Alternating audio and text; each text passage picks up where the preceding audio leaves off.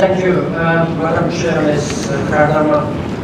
Distinguished members of the organizing partners of major groups, members of major groups, ladies and gentlemen, good morning, bonjour, bonjour. It's a great pleasure to meet you, and it's a great pleasure for me to start this day early together with so many distinguished members of the major groups. Thank you for your support, your contribution, your engagement, and your commitment to work together with the United Nations and to make this world better for all. Your support, your active engagement, your voices have been very much important. Again, your community of civil society actors are most closely connected and committed to sustainable development. You are on the ground, making difference every day. You are shaping the world we want, the future we want. L'avenir que nous voulons. These are two, in English and French, catchwords for all of us. The 9 major groups established by Agenda 21 are the most comprehensive structure of civil society engagement within any intergovernmental process. As such, I'd like to recognize all of you here. You represent women, children and youth, indigenous peoples, workers and trade unions, local authorities, NGOs, business and industry, scientific and technological communities, and the farmers. In a larger sense, you do more than represent your groups. You also represent our model of our civil society, of which you are rightly proud. It has served as an inspiration to so many other intergovernmental processes. The 9 major groups remind us of the richness and complexity of engaged actors and their growing weight and influence throughout the world. Through your diligent work, you have helped to shape the negotiating text of the Rio+20 outcome document. The 9 major groups contributed more than 80% of the inputs to the GEO text. You know how thick this GEO text was? Combining all the inputs from all major groups and governments, it amounted to 6,000 pages. We are going to have 53 pages long, very concise, action-oriented outcome document. Throughout the meetings, your statement and expressions have served as signposts and valuable reminders to negotiators. You have reminded negotiations delegations not to lose their commitment to such hard-won concept as a right-based approach to development, common but differentiated responsibilities, the precautionary principle, and the rights of the most vulnerable groups of society.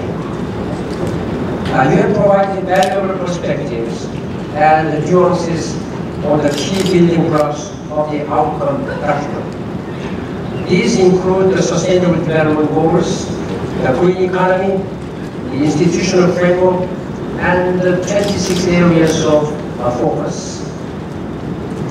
I urge you to continue to play such essential role in the follow-up to the Rio+20 conference, and as we articulate post-2015 development agenda. The follow-up to Rio+20 depends on more than just the governments.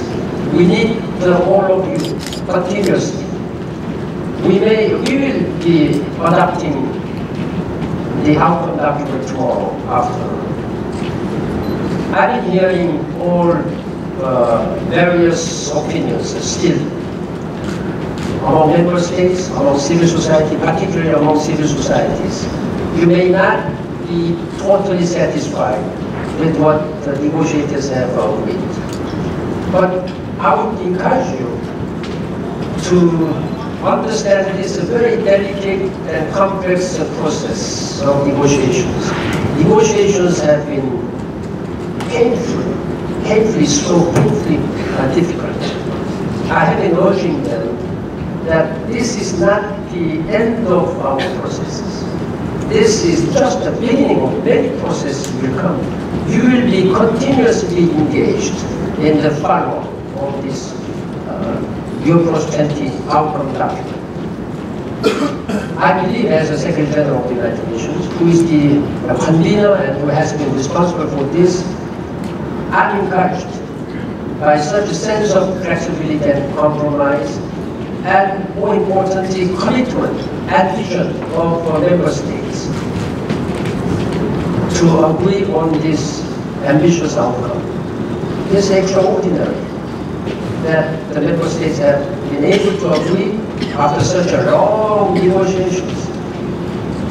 They realize that this is their political and moral responsibility to make this world better for all, equitable for all. This is sort of a justice and fairness.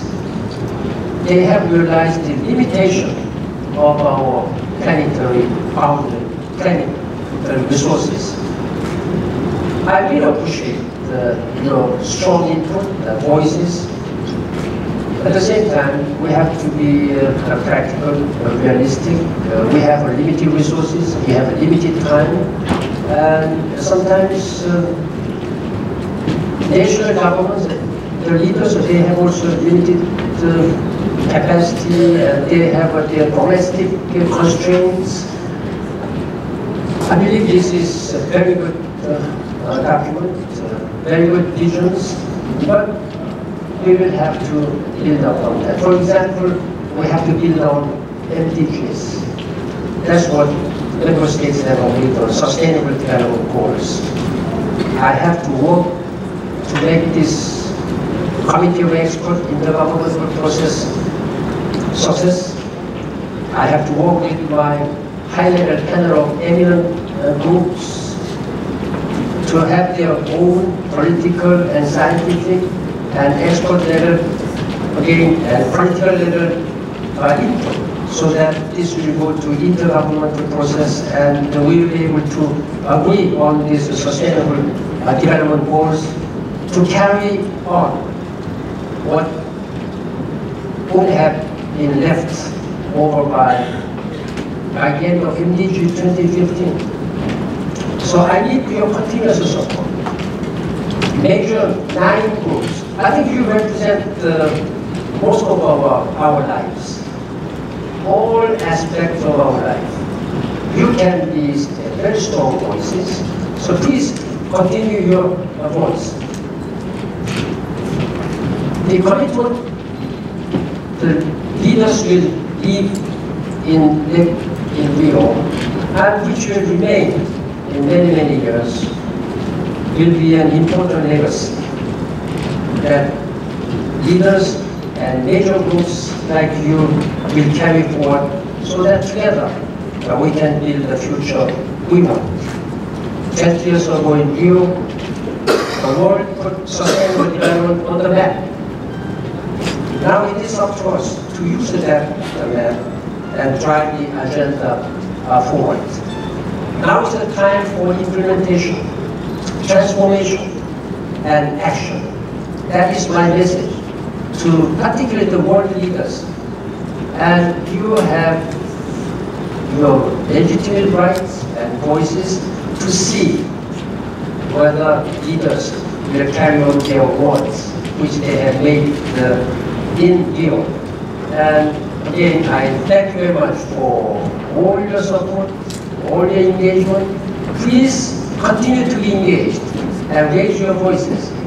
We will always be ready to listen to your voices. You are the voices of the world. You are the future. You are the owners of our world. And let's work together so that we can make the world better for all, so that we can shape the future we want, and we can realize our dream we want for our children, succeeding generations. So that's our responsibility, moral and political, and also as a civil leaders. And I thank you very much for your support. Thank you for this opportunity.